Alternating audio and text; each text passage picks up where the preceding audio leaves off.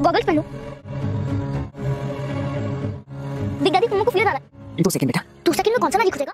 ना ना ना ना मुझे पता नहीं था कि आप ये रिसॉर्ट खरीद रही हैं। देखा हमारा मैजिक खरीद रहे नहीं है, खरीद चुके हैं। I am sorry, really sorry. नहीं, इन्हें कहिए हमारी बेटी है। दोस्तों आने वाले एपिसोड में आप देखेंगे कि अरमान का जब महरा से फ़ोन पे रब्ता होता है तो अरमान बहाने बहाने से महरा से पूछता है, बेटा आप कितनी देर में वहाँ पहुँची थी? तो अब महरा कहती है, मेरी जो है ना वॉच नहीं है, मुझे नहीं पता चला, मुझे नींद आ गई थी।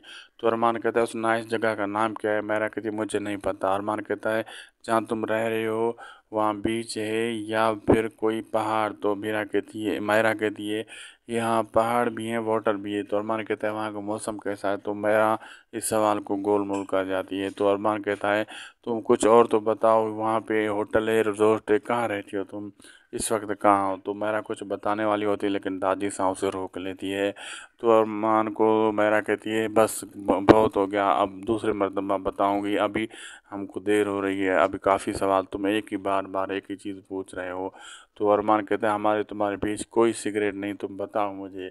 लेकिन महरा नहीं बताती, दादी साहब उसे रोक लेती है। अब आगे देखना मज़ेदार होगा क्या क्या होने वाला है।